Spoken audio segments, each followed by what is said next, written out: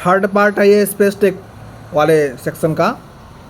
Questions के through से बहुत सारे कॉन्सेप्ट्स को डील करेंगे और कोशिश करेंगे कि सारा कवर हो जाए।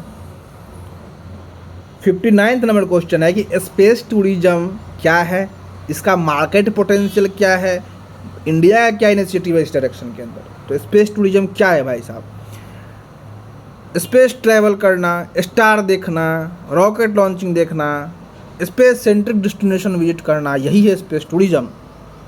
मार्केट पोटेंशियल कितना है? तो 2022 का डेटा लेके चलते हैं, $870 मिलियन का मार्केट है। 2025 तक ये फोरकास्ट किया गया है कि $1.3 बिलियन हो जाए।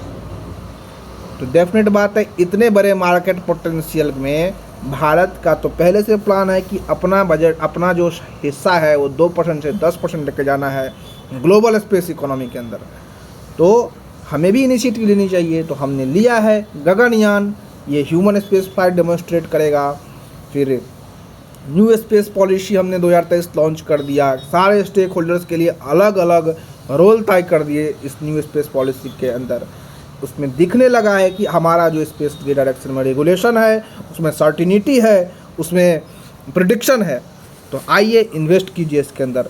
हमने और ज़्यादा अपना स्पेस सस्टेन्ड ह्यूमन स्पेस के लिए हमने टेक्नोलॉजी डेमोन्स्ट्रेशन प्रोग्राम लगाया, जिसका नाम है RLV-TD program, reusable launch vehicle technology demonstration program. हालांकि ये ऑलरेडी बहुत सारे स्पेस एजेंसी कर रहा है, चाहे नासा हो, प्राइवेट में देखिए SpaceX है। तो ये सब तो रीयूजेबल लॉन्च व्हीकल का काम पहले से कर रहा है। और स्पेस टूरिज्म के दिशा में भी ये सब जो है बहुत सारे ऑर्गेनाइजेशंस वर्क कर रहे हैं। 60 नंबर क्वेश्चन, क्या चैलेंज है और क्या उसका सॉल्यूशन है? किसका? स्पेस टूरिज्म का। चैलेंज देखिए क्या आएगा, रेगुलेशन संबंधी चैलेंज आएगा, है ना, क्योंकि अभी बना नहीं है और है भी नहीं, इंटरनेशनल लेवल पे इसको बनाना पड़ेगा, डेवलप करना पड़ेगा। एक डिबेरिस का समस्या आएगा, क्योंकि ऑलरेडी इतना डिबेरिस पड़ा हुआ है, आप जाइएगा वहाँ पे डेंजर बना ही रहेगा। तीसरा एनवायरनमेंट का समस्या आएगा कि भाई साहब जो आप टूरिज्म करने जा रहे हैं, धरती पे करने से पोल्यूशन फैल रहा है, तो स्पेस में करने से भी पोल्यूशन फैलेगा ही, है ना। तो उस पर क्या कंट्रोल पॉइंट्स होना चाहिए, वो अभी तक उसमें फिक्स नहीं करना है। हालांकि रेगुलेशंस ला के इसको किया जा सकता है। फिर ओजोन लेयर के साथ छेड़छाड़ बढ़ जाएगा, क्योंकि जो आपका एमिशन होगा उसके अंदर, वहाँ से ओजोन लेयर डिस्टर्ब हो सकता है, जो हमारे लिए डेंजरस है। और कॉस्ट की समस्या तो है ही टूरिज्म में एक समस्या। तो ये सब को हम चैलेंज को जनरल दिमाग लगाइए, कॉस्ट के लिए क्या कर सकते हैं। RLV-TD टेक्नोलॉजी को और प्रमोट करेंगे, रीयूजेबल वाला सिस्टम बढ़ाएंगे तो कॉस्ट कम हो जाएगा। प्राइवेट सेक्टर का पार्टिसिपेशन बढ़ा देंगे तो कॉस्ट कम हो जाएगा। ओजोन लेयर में देख लेंगे तो जो हमारा सॉलिड लिक्विड जो स्टेजेज हैं इंजन के, उसमें कुछ चेंजेस करेंगे, तो वो कुछ अपडेशन करेंगे, तो वहाँ से हो सकता है कि डिस्टर्बेंस कम हो। लेकिन रोक तो नहीं सकते स्पेस टूरिज्म को, क्योंकि तो फ्यूचर है। 61, स्पेस एक्सप्लोरेशन को एनालाइज कीजिए। तो स्पेस एक्सप्लोरेशन को एनालाइज करें, इकोनॉमिक एस्पेक्ट देखते हैं, ठीक है। तो इसमें हमें से क्या फ़ायदा है एक्सप्लोरेशन करने से, इकोनॉमिकल एस्पेक्ट से देखें तो साइंस टेक्नोलॉजी का नॉलेज बढ़ेगा, ठीक है। नया रॉ मटेरियल डिस्कवर कर सकते हैं प्लानट के ऊपर, डिफरेंट प्लानट के स्टेरॉइड्स में आजकल ढूंढ रहे हैं, चांद पे साउथ पोल में भेज रहे हैं, क्योंकि वहाँ प्रोबेबिलिटी है अच्छे ईंधन की और मटेरियल की। फिर जो हमारा मार्केट बढ़ेगा स्पेस प्रोडक्ट्स का, इंडस्ट्रियल डेवलपमेंट होगा, वर्क फोर्स उसमें डेवलप होगा, है ना। तो ये सब इस इकोनॉमिक एस्पेक्ट हैं। फिर देखिए उसका इंटरनेशनल कोऑपरेशन भी यूज कर सकते हैं ना, जॉइंट मिशन लॉन्च करने से हमारा इंटरनेशनल लेवल पे कोऑपरेशन भी तो बढ़ता है। जैसे कि निसार ने यूज किया हमने नासा के साथ मिलके, ठीक है, सिंथेटिक अपर्चर रडार, दो बैंड में हमने इसमें रडार लगाया हुआ है, L बैंड और S बैंड के अंदर।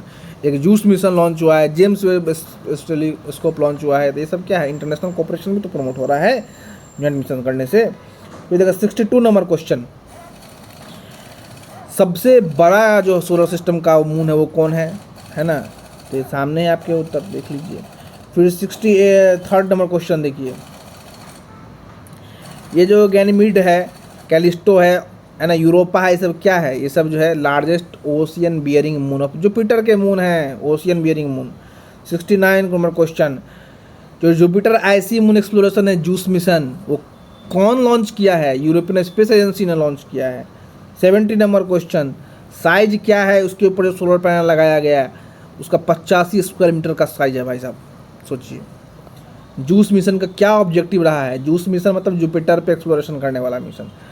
ऑब्जेक्टिव क्या रहा है, तो जो उसके 3 ओशियन बियरिंग मून्स है ना, जिसका चर्चा मैंने किया यहाँ पे, कैलिस्टो, यूरोपा और ये गैनीमीड, ठीक है, उसकी स्टडी करना।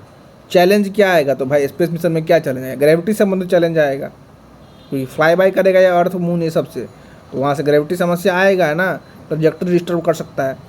और इन्वायरमेंटल एक्सट्रीम कंडीशन होता है स्पेस में, तो वो तो नॉर्मल कंडीशन है, वही लिख देना है इसके अंदर। 71 नंबर क्वेश्चन, ग्रेविटेशनल वेव क्या होता है, तो चलिए समझिए। इसमें कॉन्सेप्ट थोड़ा समझना पड़ेगा कि जो कोई भी मास होता है वो स्पेस टाइम फैब्रिक को डिस्टर्ब कर सकता है, ठीक है। ये स्पेस टाइम फैब्रिक क्या है ये थोड़ा डिटेल में आप समझ लीजिएगा अगले वीडियो में या कभी बाद में। बट समझिए कि हमारा स्पेस जो है और टाइम है, ये दोनों एक इंटेंगल्ड सिस्टम है, ये समझ लीजिए ये कि आप ये आपका स्पेस टाइम सिस्टम है, ठीक है। कोई भी मास इसके ऊपर रखिएगा तो ये क्या होता है, इसको वार्प यानी कि बेंड कर रहा है स्पेस टाइम को, दिख रहा है आपको बेंड होता हुआ, ठीक है। अब यही मास अगर इसके ऊपर मूव करने लगे, सोचिए कि ये चादर है, ठीक है, चादर माना स्पेस टाइम है आपका फैब्रिक, इसके ऊपर हमने मास रख दिया, चादर मुड़ गया। अब अगर ये मूव करने लगे, इसके ऊपर मूव करने लगे तो क्या होगा बताइए, एक रिपल पैदा हो जाएगा इस तरह से, ठीक है। तो जितना बड़ा मास होगा, जितना बड़ा एक्सप्लोजन होगा या कोई बहुत बड़ा मास मूव कर रहा है, तो समझिए उतना बड़ा जो है रिपल पैदा होगा, और इसी रिपल को क्या बोलते हैं अपन, ग्रेविटेशनल वेव, ग्रेविटेशनल वेव, ठीक है। Powerful gravitational wave created by object moving at a very high speed, for example supernova, big stars orbiting each other, black holes orbiting each other, black hole neutron star merger. ये सब ऐसे events हैं जिसमें बहुत ही powerful gravitational wave generate होता है। अब देखिए भाई ऐसा क्या होता है, ग्रेविटेशनल वेव जनरेट होने से क्या फ़र्क पड़ता है, स्पेस लेंथ ही चेंज हो जाता है। क्या मतलब है, सोचिए कि पॉइंट ए है, पॉइंट बी है, लेंथ है 1 मीटर। अब यहाँ पे मान लीजिए वेव पैदा हो गया, रिपल पैदा हो गया, तो स्पेस तो ऐसे हो जाएगा। तो बताइए यहाँ से कोई चीज़ आएगा तो पहले 1 मीटर में आने में 1 मिनट लग रहा था, अब हो सकता है 2 मिनट लग जाए, समझ गए। स्पेस मुड़ने से क्या हो जाएगा। चलिए अब इसी को मेजर करने के लिए हमने क्या किया है, तो एक डिवाइस सेट कर दिया, उसका नाम दे दिया laser interferometry gravitational observatory, LIGO. LIGO के और भी सिस्टर और इंस्ट्रूमेंट्स हैं डिफरेंट कंट्री के अंदर, ठीक है। अब लीगो में क्या कर रहा है, देखिए यहाँ से सोर्स से एक लेजर लाइट भेजा, यहाँ सोर्स से लेजर लाइट भेजा, भेजने के बाद यही 2 में स्प्लिट कर गया, एक ही लाइट से सोर्स निकला, 2 डायरेक्शन में स्प्लिट किया, दोनों 90 डिग्री पे हैं। जब यहाँ पे लगाए मिरर 1, यहाँ पे लगाए मिरर 2, इसे रिफ्लेक्ट करके ये आया, तो सेम डिस्टेंस पे सब कुछ सेम है, सेम कंडीशन है, तो इसको लगा मान लीजिए आने में 1 मिनट, इसको आने में 3 मिनट, तो हम क्या बोलेंगे, यहाँ का स्पेस बेंड हो गया। हालांकि हो सकता है कि कोई दूसरा अर्थ पे घटना हो रहा है, जैसे कि ट्रक मूव कर रहा है, नॉइज हो रहा है, पॉल्यूशन हो रहा है, तो उससे जो है टाइम लग गया होगा, डिस्टर्ब कर गया होगा, वाइब्रेशन आ गया होगा इस वाले सेकेंड आर्म में, इसलिए टाइम लगा होगा। इसलिए हम क्या करते हैं, ये 3-4 सेटअप कर लेते हैं, एगो अमेरिका में कर दिया, एगो इंडिया में, एगो जापान में, एगो यूरोप में, एगो कहीं, एगो जापान में, सब जगह कर दिया। तो भाई 5-6 जगह ऑब्जर्व करेंगे तो भाई ऐसे थोड़े कि सब जगह एक ही तरह का डिस्टर्बेंस होगा। और अगर सब जगह एक जैसा आ रहा है, इसका मतलब हम क्या बोल देंगे कि यहाँ पे ग्रेविटेशनल वेव है। तो न्यूज़ में ये था कि हाल ही में लीगो का 3rd ऑब्जर्वेटरी सेटअप किया गया, कहाँ पे, महाराष्ट्र के अंदर हिंगोली वाली जगह में, इसलिए न्यूज़ में है। लीगो इंडिया का फंडिंग कौन करेगा, तो department of science and technology, department of atomic energy, ठीक है। सपोर्ट कौन देगा इसको, तो यूएस लीगो लैब करेगा। क्या इंपॉर्टेंस है, हमारा एस्ट्रोफिजिक्स में रिसर्च थोड़ा एनरिच हो जाएगा, और इसके जो कंपोनेंट्स हैं, किसके, ये डिवाइस के जो कंपोनेंट है वो मेक इन इंडिया के तरफ बनाए जाएंगे। तो ये सारा था। अगले पार्ट में और सारे क्वेश्चंस करते हैं। अभी के लिए thank you and bye bye.